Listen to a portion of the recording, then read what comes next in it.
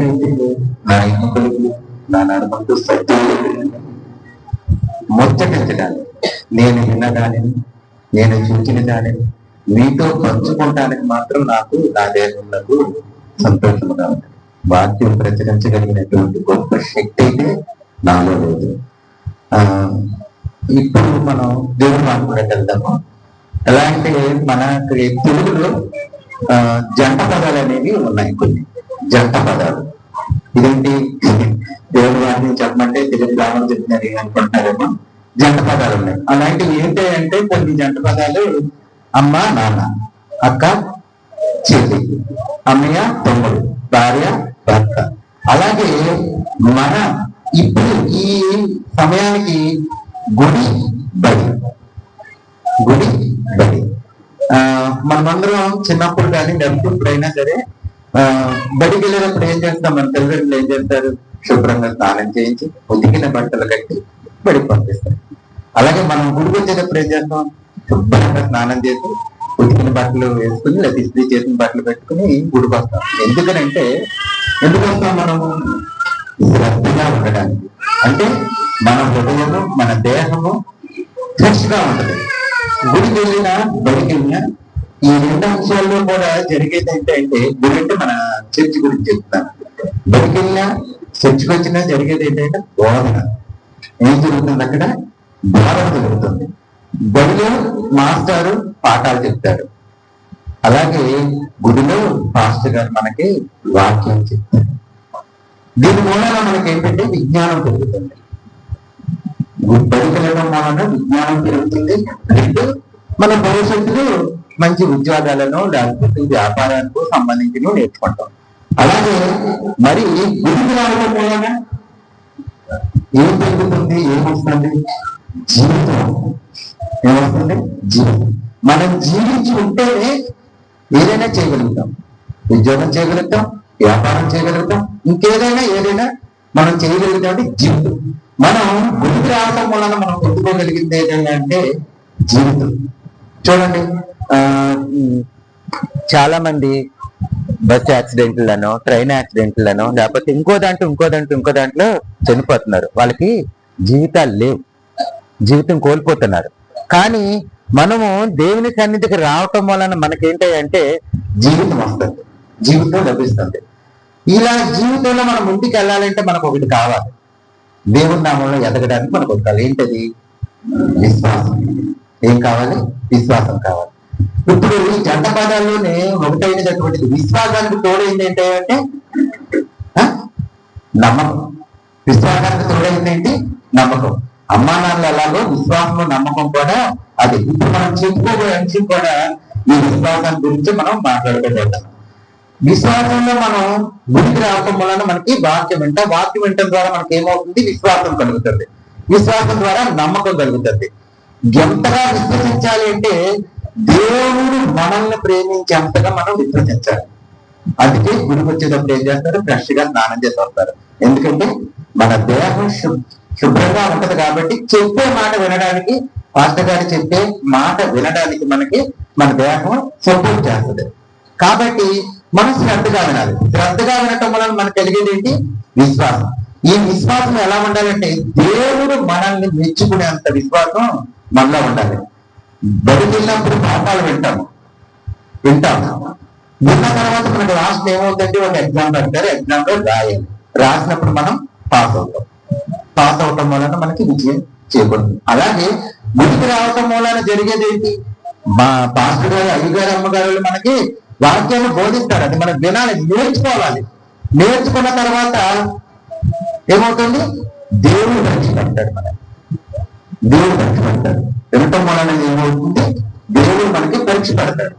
ఆ పరీక్షలో కూడా మనం నెగ్గాలి. అలా నెగ్గిన వాళ్ళు కొంతమంది, మనకి అందరి గురించి చెప్పుకుంటే సమయం లేదు కానీ కొంతమంది గురించి మాత్రం నేను చెప్పగలుగుతాను. ఈరోజు నా అంశం కూడా అదే. దేవుడి నామంలో, దేవుని విశ్వాసంలో మనము బలపడాలి. అలా విశ్వాసంలో బలపడినటువంటి మొట్టమొదటి వ్యక్తి అబ్రహాం అంటారు. మనం చదివాము అబ్రహాం గారు. ఈయన ఎంత గొప్ప విశ్వాసం అంటే, ఎంత గొప్పగా దేవుడిని నమ్మాడంటే ఆయనకి ఏకైక కుమారుని ఇచ్చాడు దేవుడు అడగల. అవునా? ఆ స్టోరీ అంతా మనందరికీ తెలిసింది. ఆయన ఒక్కసారి తెప్పించుకుందాం. ఆయన కుమారుని ఇచ్చిన తర్వాత సంతోషపడ్డాడు, అన్ని బాగానే ఉన్నాయి. కానీ అబ్రహాము గారి యొక్క విశ్వాసాన్ని దేవుడు పరీక్షించడానికి ఏం చేశాడు? మోరియా కొండపై ఆయన్ని బలిమ్మని చెప్పాడు. అబ్రహాము గారిని దేవుడు పిలుస్తాడు. అబ్రహామా అని పిలవగానే ఆయన ఏమంటాడంటే చిత్తం ప్రభావం. దాని అర్థం ఏంటి? చిత్తం ప్రభావం, నువ్వేం చెప్తున్నావో అది నేను చేసేస్తున్నా. చేస్తాను కాదు, చేసేస్తా. స్టిల్ జరిగిపోతుంది. కాబట్టి ఆయన ఏమన్నా చిత్తం. అదే ఈ రోజుల్లో మన పిల్లల్ని కానీ లేకపోతే ఎవరైనా మనల్ని పిలిస్తే, ఫర్ ఎగ్జాంపుల్ నేనే మా ఆనంద్ అన్నాడు, మా ఫ్రెండ్ తన ఆనందం అబ్బాయిని పిలుస్తాను. అబ్బాయి అనగానే అంత కూడా పర్వే. మన పిల్లలు ఇప్పుడు మా చిన్నోడు అన్నాడు, నానా సోలో అని పిలిచామనుకో, అబ్బాయి ఇప్పుడు ఒక 2-3 నిమిషాల తర్వాత 2-3 నిమిషాలు. ఇంకా కొంతమంది పిల్లలు అయితే కదా ఏంటి ఇలా విసుక్కునే వాళ్ళు కూడా ఉన్నారు. కానీ అబ్రహాముని దేవుడు ఇచ్చినప్పుడు అబ్రహాం ఏమన్నాడు? చిత్తం ప్రభు. అలాగే చిత్తం ప్రభు అన్నప్పుడు దేవుడు చెప్పాడు, నీ కుమారుడు నాకు బలిగా మొన్న మీద నీకు నాకు బలిగా అని చెప్పినప్పుడు అబ్రహాం కుమారుడు ఇచ్చాడు. నా కుమారుడు అంటే చెప్పుటేంటి అన్నాడు. అక్కడ ఏంటంటే విధేయత. అది అక్కడి నుంచి వచ్చింది. దేవుడిలో విశ్వాసంలో బలపడినప్పుడు మాత్రమే రావడం. చెప్పాడు కదా, ఆయన తన కొండ మీద బలిమని చెప్పన్నాడు, తీసుకెళ్లాడు, అక్కడ బలించాడు. ఆయన అక్కడ బలవడానికి గల కారణం ఏంటి? దేవుడు చెప్పిన మాట. అక్కడ అయ్యో ఇదేంటి నాకు బలించాడు, వెంటనే తీసేసుకుంటున్నాడు, లేకపోతే బలి చేయమన్నాడని చెప్పని అబ్రహాం అక్కడ దేవుడిని ప్రశ్నించలేదు. ఎందుకు ఇలా చేసావయ్యా అని చెప్పిన ప్రశ్నించలేదు. ఆయన చెప్పాడు, ఇది చేసేసాడు. ఈ విశ్వాసం ఎలాంటిదో తెలుసుకోవడానికి దేవుడు చెప్పిన పరిచయం అబ్రహాం అయ్యా లెక్క. అందుకని విశ్వాసానికి ఎవరంటారు? అబ్రహాం తండ్రి. విశ్వాసానికి తండ్రి అన్నమాట. ఈ అబ్రహాం గారు చేసే పనిని చూసి దేవుడు మెచ్చుకుని ఏం చేశాడంటే నీ కుమారుడు మీద పెట్టిన కత్తిని తీసి అని చెప్పని పవన్ చూపించారు, దేవుడు చూపించారు, దాన్ని వధించారు, అని తీసుకొచ్చారు. దాని మూల అంటే దేవుడిని విస్మరించి దేవుడిని నమ్మనందుకు అబ్రహాం గారికి ఏమైంది? ఎనలేనటువంటి గొప్ప ఉంటుందంటే. ఎందుకంటే ఇసుక రేణువు కంటే కుమారుని బలమానంగానే సిద్ధమైన అబ్రహాంకి ఏం చేశారు? ఈ సంతానము సముద్రపు ఒడ్డున ఉన్నటువంటి ఇసుక రేణువుల కంటే ఎక్కువగా ఆయన సంతానమే మనం. ఆయన సంతానమే మనం. ఎందుకంటే మనం విశ్వాసం కాబట్టి మనలో ఉన్నటువంటి విశ్వాసము చాలా గొప్పగా ఉండాలి. విశ్వసించాము కాబట్టి మనకి ఏంటంటే కంపల్సరిగా విశ్వాసంలో బలపడినప్పుడు మనకు కంపల్సరిగా పరీక్షలు వస్తాయి. పరీక్షలు నడగలగాలి. దేవుడు పరీక్షలు పెట్టగలుగుతాడు. అలా దేవుడు పరీక్షలు పెట్టిన ఆయన చాలా మంది ఉన్నారు. అలాగే అబ్రహాం గురించి ఒక మాట ఉంది. 6 సార్లు చెప్పండి. జరిగిన తర్వాత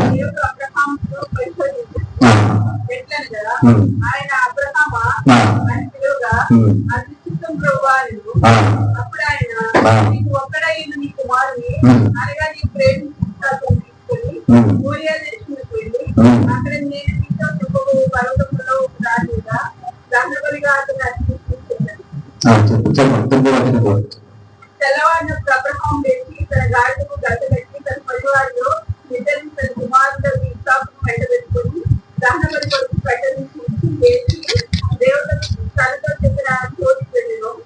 3వ నాడు అబ్రహాము ప్రజలకు దూరం నుండి ఆ చోటు చూసి తన పరివారంతో మీరు గాడిదతో ఇక్కడనే ఉంది, నేను ఈ చిన్నవాడును అక్కడికి వెళ్ళి దేవుడికి కొరకు మర్యాద చేస్తే పోతుందని దేవుడు చెప్పిన మాటనే ఆయన నెరవేర్చడానికి మరొక సాక్ష్యం కూడా తీసుకెళ్ళాలి. మొదటిగా మాట మీద లేదు. అబ్రహాం కుమారుడు ఇస్సాకు మాటనే వెళ్ళాడు. 2 ప్రమాణాలు తీసుకెళ్ళాడు. దేవుడు చెప్పగానే అక్కడికి కొంచెం సహాయం చేయలేక గాడిని కొంచెం మోసుకెళ్ళడానికి తీసుకెళ్ళాడు. దేవుడుగా మన దగ్గరికి వెళ్ళినప్పుడు ఆయన ఏం చేశాడంటే అతను కూడా పని వాళ్ళే ఇక్కడే ఉన్నాడు, నేను మాత్రం నా కుమారుడు పైకి వెళ్ళి అక్కడ దేవుడు చెప్పిన విషయం పూర్తి చేస్తాను. చక్కటి మాట అంటాడు, నేను వస్తావా అని చెప్పాను, నేను వస్తాను అంటాడు. అక్కడే విశ్వాసం అనేది మనకు కనపడుతుంది. నేను వస్తాను. యాక్చువల్గా ఆయన చేయాల్సిందంటే తన కుమారుని తీసుకుని బలించేయాలి. అప్పుడు అవస్థలు 2 ఒక మాత్రమే అబ్రహాం మాత్రమే అక్కడ. కానీ నేను వస్తాను అని ఎవరితో చెప్పారంటే వచ్చిన ఇద్దరు సైనికులతో చెప్పారు. అంటే నేను వస్తామనే దాంట్లోనే మనకి విశ్వాసము కనబడుతుంది. అబ్రహాం అయితే తెలుసు దేవుడు ఇచ్చాడు కాబట్టి దేవుడు నాకు అన్యాయం చేయడు అనే విషయాన్ని ఆయన గొప్పగా నమ్మాడు, ఉపయోగించాడు. కాబట్టి అక్కడ దేవుడు గొప్ప కార్యం ఏం చేశాడంటే ఆ గడ్డనే 12 అన్నమాట వేరే పనులు చిన్న గొర్రెపిల్ల తీసుకొచ్చి వదిలించారు, చేశారు. ఆయనే విశ్వాసానికి తండ్రి అని చెప్పాను. అలాగే హెబ్రీ పత్రిక 11:8 ఒకసారి చెప్తాం చూడండి.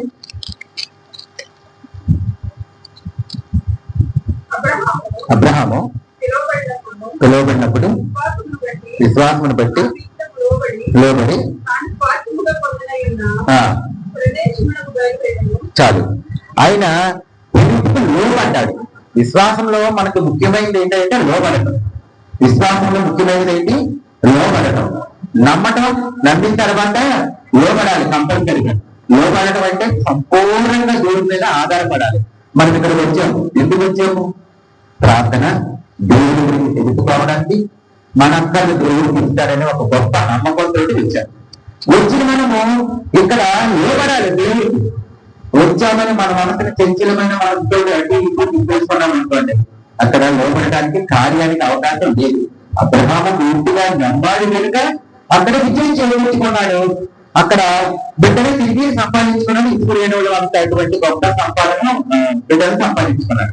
మనము గుడిలోకి వచ్చిన తర్వాత మనం చేయగలిగినట్టు గొప్ప విశ్వాసంతో నమ్మకంతో దేవుడికి లోబడాలి, వాక్యానికి లోబడాలి, వాక్యాన్ని వినాలి. వాక్యం ఉన్న తర్వాత దానిని మనం జ్ఞాపకం పెట్టుకోవాలి. అది అప్పుడప్పుడు ఎవరికన్నా పంచుకుంటా ఉండాలి. దాని మూలాన మనకు గొప్ప గొప్ప కార్యాలు జరుగుతూ ఉంటాయి. దేవుని కార్యాలు జరగట్లేదు, నేను గుడికి వెళ్తున్నాను, కార్యం జరగలేదని చెప్పి అనుకుంటే సరిపోదు. నమ్మకం, విశ్వాసం, లోబడాలి. నమ్మకం, విశ్వాసం, లోబడాలి. పూర్తిగా నమ్మిన తర్వాత, విశ్వసించిన తర్వాత మనం చేయగలిగితే లోబడిపోవాలి. అబ్రహాం లోబడ్డాడు. తిరుపతిలో రాసినది ఆయన లోబడ్డాడు కాబట్టి సువర్ణమని ఉంచాడు. ఏమంటే సువర్ణమని ఇచ్చాడు అనమాట. అలాగే యోగు గారిని చూసుకుంటే ఎన్ని కష్టాలు యోగు గారికి, ఎన్ని బాధలు. కానీ గొప్ప సంగతి ఏంటంటే యోగు గారికి దేవుడే యోగు గారికి పరీక్ష పెట్టినట్టయింది. సాతాను ఎంచుకుంది యోగు గారిని, కానీ దేవుడు సాక్షిగా నిలబడ్డాడు. యోగు గారి పక్షం, మన పక్షాలు దేవుడు నిలబడుతున్నాడు. ఈ దేవుడు చెప్తాడు, ఏమి తీసుకో, అతను ప్రాణం తప్ప నీకన్నాను నీకు అధికారం ఇచ్చాను, అతను ఏం చేసుకుంటావు చెప్పు, కానీ అతను నా నుండి పొద్దున్న పోరు నీకు నేను పంపించాను. అంత సాక్ష్యం దేవుడు యోగు గారి సాక్ష్యాన్ని నాకు అదైతే చాలా నచ్చింది. ఆయన చాలా విసిరాడు. సాతానంటే అందరికీ భయం కదా. దేవుడు కూడా మనం అన్నాం, సాతాన్ని కనపడిందంటే అక్కడ ఉంటున్నాయి. దేవుడు అన్నారు కదా అంటే అందరం కాదు, ఏ గురించి నా గురించి అని చెప్పేది మానవ నైజం చెప్తాడు. ముందు పరిగింటే ఏంటంటే సాతాన్ని కనపడిందంటే అక్కడ కొట్టుకుంటారు ట్రై చేస్తాం. కానీ యోగుదారిని సాతాన్ని కనిపించాడు దేవుడు పరీక్షపోయింది. అతను ప్రాణం తప్ప మిగతాదంతా తీసుకోమని చెప్పాడు. ఎన్ని కష్టాలు పడ్డాడు ఆయన, ఎన్ని బాధలు. శరీరం కూడా ఉడిపోయింది. చిన్న పెంకులు కూడా ఆయన గీక్కునేవాడట. ఆ పూర్ణను అంత బాధాకరమైన విషయం. మనము చిన్న శోధన వచ్చిందంటే చాలు అయిపోయింది. నేనైతే తొందరగానే పాట కాస్తాను, ఆనందం తెలుసు నా వల్ల కాదు చెప్పగట. అందుకే అలా నిజంగా దేవుడు నాకు చెప్పడానికి నా ఏమో తిరుగుతున్నాను అనుకుంటే సత్యం అని చెప్పాను. కానీ నిలబడాలి. తర్వాత నేను వెంటనే తీసుకుంటాను, బలపడతాను అనుకుంటే చెప్తాను. దేవుడు గారికి ఉన్నటువంటి గొప్ప విశ్వాసం మనకి ఉంటాను. చాలా గొప్ప విశ్వాసాన్ని ఆయన కోరుకున్నాడు. ఎందుకంటే చాలా గొప్ప ఆస్తి, సంపద, బిడ్డలు, రాజ్యం సమస్తాన్ని పోగొట్టేసుకున్నాడు. సమస్తాన్ని పోగొట్టేసుకున్నాడు యోగు గారు. అయినా ఆయన విశ్వాసంలో చాలా నమ్మదగిన వాడై దేవునికి తిరిగి ఆయన విశ్వాసంలో గొప్ప విజయం సాధించి పోగొట్టుకున్న వాటిని అన్నిటినీ తిరిగి సంపాదించుకున్న పాట ఉండదు. మనకి పోగొట్టుకున్నవన్నీ తిరిగి ఇచ్చేదని చెప్పి మన వినోద్ పాడుతూ ఉంటాడు. చాలా చాలా చాలా చాలా ఆనందకరంగా ఉంటుంది యోగి గారిని గుర్తు చేసుకున్నప్పుడు. యోగి గారితో 23:15 చూడండి. నేను నడిచి మార్గము ఆయనకు తెలియదు, శోధించిన తర్వాత సువర్ణం చాలా సువర్ణం వల్లే కనపడుతుంది. శోధించిన తర్వాత ఎలా ఉంటుందంటే సువర్ణము అనే బంగారం అనే కనుక మనం బంగారం మెళ్ళలో వేసుకుంటాం. మనం బంగారం కాదు, దేవుడి దృష్టికి మనం బంగారం కాదు. మన మెళ్ళలో వేస్తున్న బంగారం కన్నా మనం బంగారంగా మారి దేవుడి దృష్టికి దేవుని చూపు మనం బంగారం సువర్ణంగా మారిపోయి శోధనను జయించిన వాడు సువర్ణమనే మెరుస్తాడంట. శోధన రావటం రాకూడదని కోరుకుంటాం అందరం. శోధన వచ్చినప్పుడు దాన్ని జయించగలిగిన ఎప్పుడు జయించగలుగుతాము శోధనని? విశ్వాసంలో బలపడినప్పుడు మాత్రమే. విశ్వాసంలో బలపడినప్పుడు మాత్రమే మనం శోధనని జయించగలుగుతాం. అప్పుడు మనం ఎలా ఉంటాము? దేవుని దృష్టికి నమ్మకమైన వాడుగా ఉంటాము. రెండు, సువర్ణముగా వెలుస్తాం. అంతే కదా కావాల్సింది. ఇప్పుడు మన మెడలో బంగారం కన్నా దేవుడి దృష్టికి మనం సువర్ణంగా ఉండగలిగినటువంటి గొప్ప ధన్యత మనం సంపాదించాలని చెప్పని కోరుకుంటున్నాం.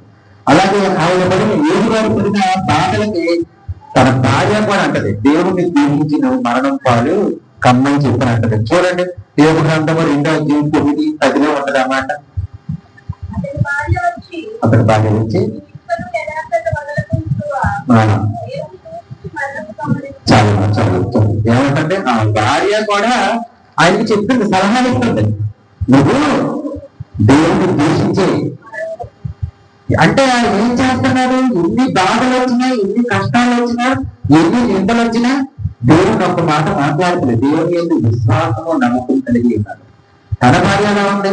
దేవుని దూషించేది అంటే ఆమె అక్కడ విశ్వాసం లేక ఇక ఆమె అక్కడితో అయిపోయింది. ఆమె అక్కడితో ఆగిపోతుంది.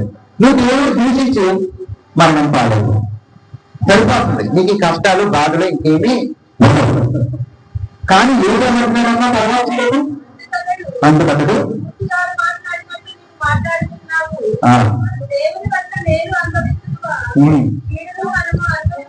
చాలు చాలు చాలు మూర్ఖులాగా మాట్లాడుకుంటాము. అది బాగా నేను కట్టుకుంటున్నాను. అక్కడ నిరీక్షణ కలిగి ఉందాము. ఆయన కలిగి ఉన్నది నువ్వు కూడా ఉంటూ దేవుడు నాకు మేలు చేస్తాడు, నా కొరకు ఒక గొప్ప మేలు దాచుకున్నాడు. కీడు మనకి మేలు ఉంటేనే సంతోషించగలిగింది, కీడు కూడా సంతోషిస్తానని చెప్పని ఏడు గారు అక్కడ ఆయన తన భార్యతో చెప్తున్నాడు. అక్కడ ఆయన గొప్ప విశ్రాంతిగా బాధపడదు. మనకి ఆయన గొప్ప విశ్రాంతి. ఆయన చూసి మనం చాలా వరకు నేర్చుకోవాలి. బైబిల్ చదవటం వినటమే కాదు, గుర్తుపెట్టుకోవాల్సిన అంశాలు కూడా కొనుక్కోవాలి. అందులో కొన్ని మాటలు మాత్రమే మీకు చెప్పగలుగుతున్నారు.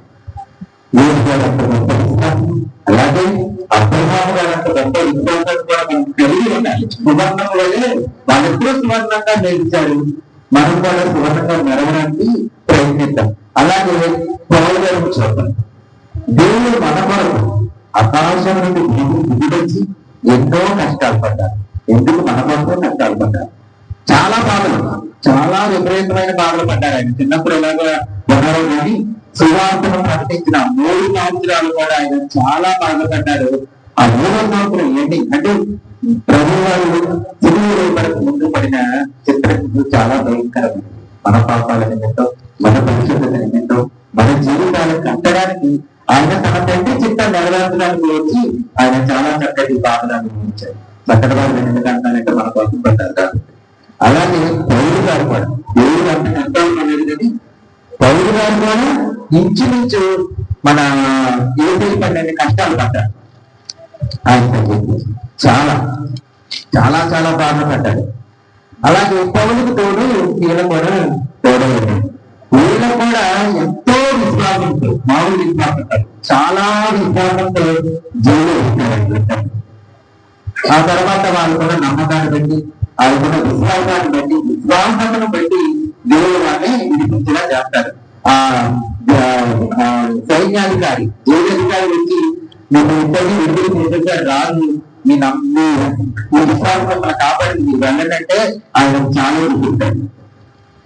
ఏమంటారంటే మమ్మల్ని తీసుకొని జైల్లో పడేసారు 10 గంటల ముందు విడిచిపెట్టినప్పుడు పక్కన చాటుగా పంపిస్తారు. అక్కడ రాదు రావడానికి ఆయన వచ్చి విడిపించాడు. మేమంతా ఏ స్థితిలో మేము ఇక్కడికి వచ్చామో అంతకు మించిన స్థితిలో నుంచి మేము బయటకు వెళ్ళాలని చెప్పని పౌరులు కోరుకుంటారు. అతి రీతిగా చెప్తారు. ఆ చరిత్ర మనకు తెలిసి పూర్తి చేస్తున్నారంటే రాజుగారి వచ్చి ఆయన ఊరికి వెళ్తారు, సంతోషంతో ఆనందంగా వెళ్తారు. పౌరులు గారిని సేన గారిని చూసి ఒక వ్యక్తి మారాడు. ఎవరైనా జైలు ఉంటారు. మరి మనం చూసి ఎవరు మారుతున్నారు? మరి మనం చూసుకొని మారాలి కదా, అంతేనా? విశ్వాసం, నీ విశ్వాసం గొప్పది అని మన గురించి ఎవరైనా చెప్పగలగాలి. నీ విశ్వాసం గొప్పది, నీ నమ్మకం గొప్పది. అరే తిను, లేదా పాలు, లేకపోతే ఆనందం, లేకపోతే కృప, వీళ్ళు ఉన్నారంటే ఎంత విశ్వాసం అంటారా? వీళ్ళు ఇంత గొప్పవాడా? మనము ఒకసారి చెవి చూడాలి. ఒక్కసారి చెవి చూసిన తర్వాత ఏం చేస్తారు? వాళ్ళే నమ్మకంగా మారిపోతారు. బౌద్ధ తీరాన్ని చూసి జైలు గారు మారారు. అలాగే ఒకసారి అపోస్తుల కార్యం 16:31 చూద్దాం. అందుకు వారు 16:32 అందుకు వారు చేసినందు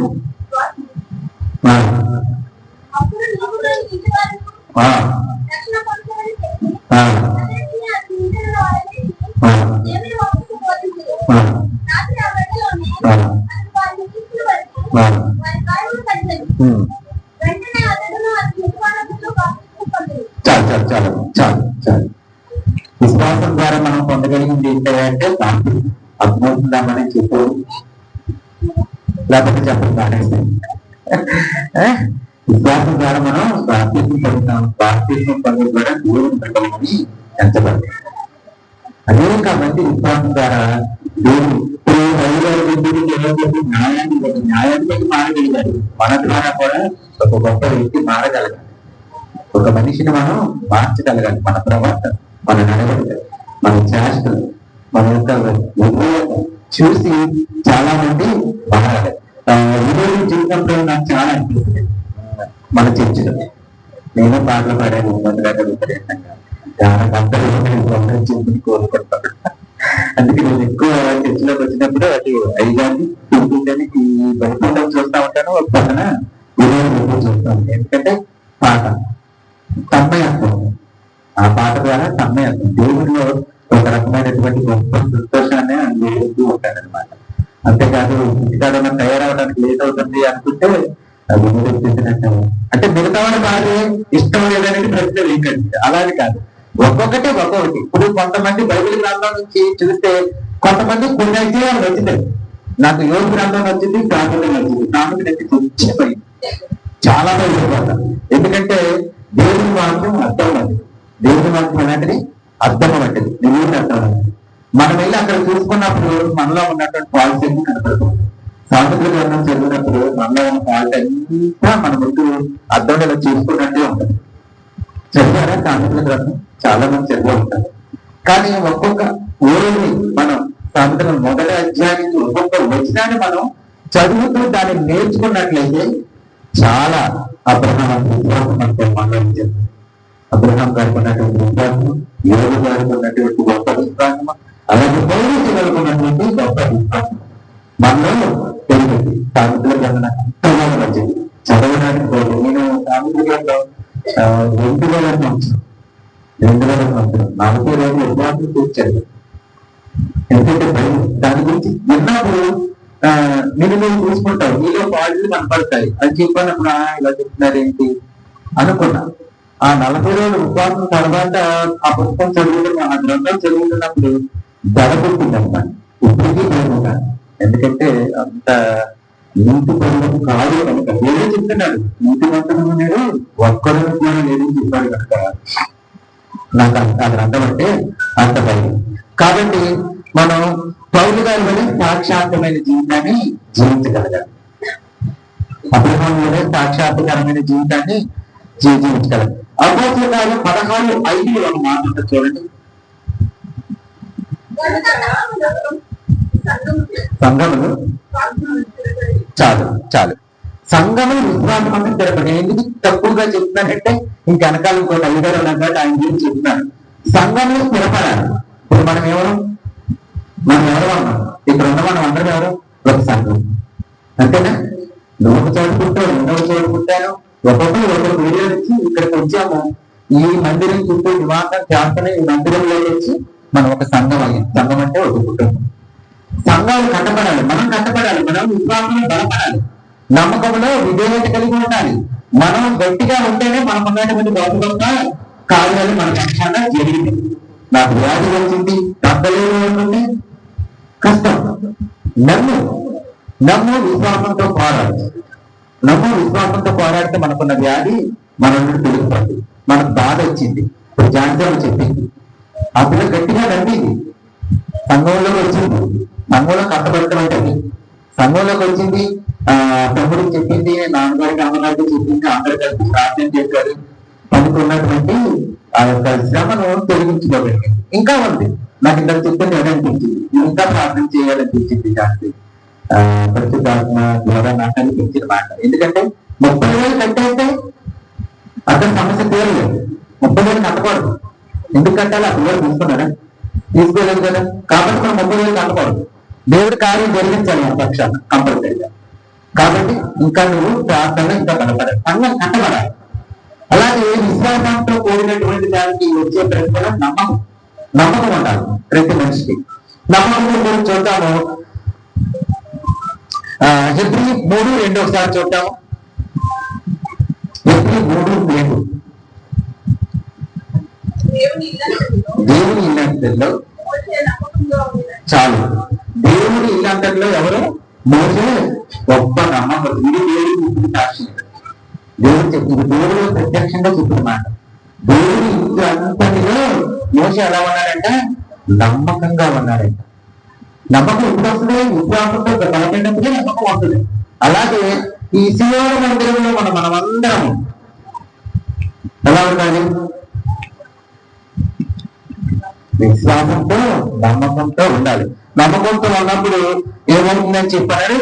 ఇల్లు అంతటిలో ఇప్పుడు ఇది సంఘం, ఇది మన ఇంట్లోనే ఉన్నాం. ఇల్లు అంతట్లో మనం ఎవరో ఎలా ఉండాలి? నమ్మకంగా. మీరొక నమ్మకం, నేను ఒక నమ్మకం, చెయ్యొక నమ్మకం, తొమ్మిది ఒక నమ్మకం. ఇంతమంది నమ్మకంగా ఉంటే ఈ యొక్క సంఘంలో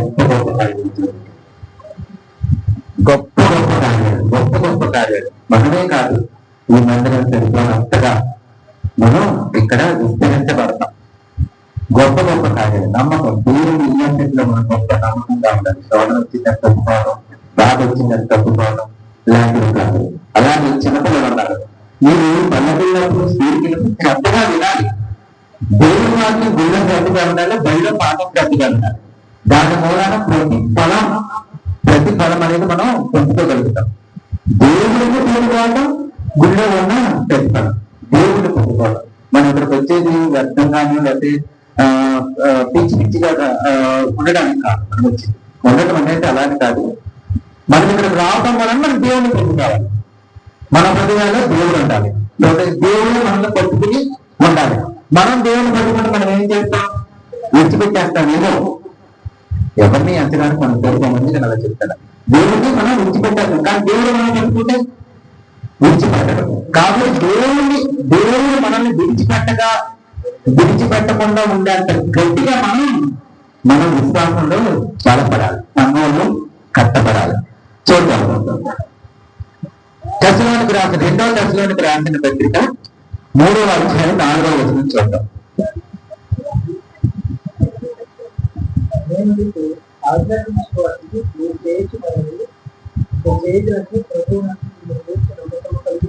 రెండవ తెస్సలోనికి రాసిన పత్రిక 3వ అధ్యాయం 4వ వచనం. చెప్పండమ్మా, చదవండి.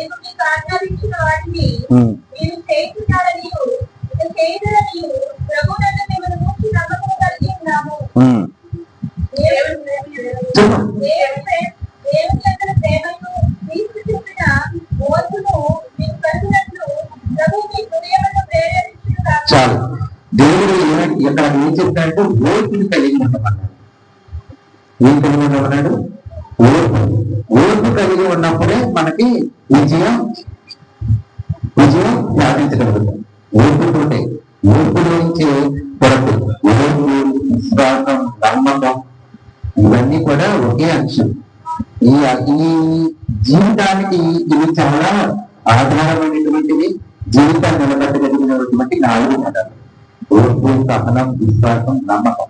ఈ నాలుగు మనిషికి ఎక్కడి నుంచి వస్తాయంటే కేవలం గుడిలో మాత్రమే వస్తాయి. కేవలం ఆ 4 ఎక్కడి నుంచి పొందుకోగలుగుతాం? గురువు ఎవరి ద్వారా వస్తాయంటే అయ్యగారి ద్వారా వస్తాయి. ఎందుకంటే వాక్యం చెప్పేది ఆయన, దేవుడి గురించి పూర్తిగా మనకు బోధన చేసేది ఆయన. కాబట్టి బడిలో ఉన్నప్పుడు ఎలా శ్రద్ధగా పాఠాలు వింటామో గుడిలో ఉన్నప్పుడు కూడా అయ్యగారు చెప్పే ప్రతి మాట శ్రద్ధ కలిగి వినాలి. చేతనైతే ఒక నోటు రాస్తాయి, మనకు నచ్చిన మాట, మన హృదయానికి తాకిన మాట ఒక నోటు వేయడం. బైబిల్ అలాగే ఉంటారు. అర్థమైంది. లేకపోతే ఏదో ఒక మెసేజ్ కింద రాసేసి చేసుకుంటారు చెప్తున్నప్పుడు. అటు రీతిగా మనం ఉండగలిగినప్పుడే మనం ఎంతో గొప్పవాళ్ళంగా మారుతాం. అలాగే బైబిల్ గ్రంథంలో దేవుడి స్వయంగా కలిగినటువంటి ఒక మాట ఇస్తాం. దేవుడు చెప్తున్నారు ఏంటంటే ఎలా నమ్మకమైన దాసుడా, ముగ్గురు 3 తలాంతులు ఇచ్చాడు. 3 తలాంతులు ఇచ్చినాడు. ఫస్ట్ తలాంత ఆయన రెట్టింపు చేశాడు, 2వ తలాంత ఆయన రెట్టింపు చేశాడు, 1 తలాంత ఇచ్చిన ఆయన పూర్ణంగా పెట్టేశాడు. ఆయనకి ఏమైంది? చీకటి గుడ్లో పడేశాడు తీసుకెళ్ళి. మిగతా వాళ్ళకి తలాంతులకి దేవుడు ఇచ్చిన గొప్ప మనం ఏంటంటే రాజ్యాన్ని ఇచ్చేశాడు. అక్కడ రాజ్యం ఇచ్చినప్పుడు ఏమన్నాడు? బలా నమ్మకమైన దాసుడా అని చెప్పి దేవుడు చెప్పాడు. మనము దేవుని దృష్టిలో కూడా దేవుని సంఘాన్ని తెచ్చిన తర్వాత మనం కూడా దేవుని దృష్టికి ఎలా ఉండాలంటే బలా నమ్మకమైన దాసుడుగా దాసుడుగానే మాట్లాడాలి. దేవుడు మన గురించి సాక్షి చెప్పాలి. రోజు ప్రతి వారము మనం చర్చకొస్తున్నాము, ప్రతి వారము లేదా ప్రతి శుక్రవారం వస్తున్నాము, ఎప్పుడు ప్రార్థన చేస్తున్నాము, చెబుతున్నాము. అందులో మనం ఒక్కొక్క ముందు పైకి ఎత్తుకుంటూ వెళ్ళిపోవాలే కానీ వెనక్కి మాత్రం దిగి రాకూడదు. వాటిని చెప్పగలిగిన స్థితికి వెళ్ళిపోవాలి. వాక్యాన్ని మనం వాక్యం ఫైట్ చేయగలిగిన శక్తిని మనం పొందుకోగలం. అప్పుడు దేవుడు మనం ఏమనిపిస్తుంటే బలా నమ్మకమైన రాజుగా చెప్తుంది. యోగాలు అంతా 11-15 ఉంటుంది. చూడండి ఒక్కసారి మాట.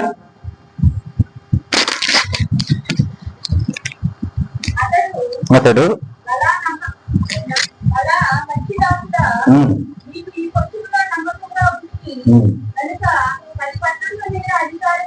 చాలు చాలు 10 పట్టణాలకి అధికారి. చిన్న నమ్మకం. మనం చేసింది ఏం కాదు, దేవుడు ఇచ్చిన తలాంతి. మనకు సంపాదించుకున్న తలాంత కాదు, దేవుడు ఇచ్చిన తలాంతిని అతను ఏం చేశాడు? రెట్టింపు చేసి దేవుడికి అప్పగించాడు. కడపటిగా ఏమన్నాడు? నువ్వు విత్తువాడివి, కోయివాడివి చెప్పేసి దేవుని దృష్టికి మారింటిగా మారి చీకటి గుడ్లో పడేయబడ్డారు. మరి మనం గురువు రావడం వలన పొందుకోగలిగింది చీకటి గుడ్డ. మన నమ్మకమైన దాచడం 10 రాజ్యాలు మనం సంపాదించుకోవాలనే ప్రశ్న మనం తీసుకుందాం ఈరోజు. అలాగే ఎప్పుడు 11:6 చేస్తున్నాను.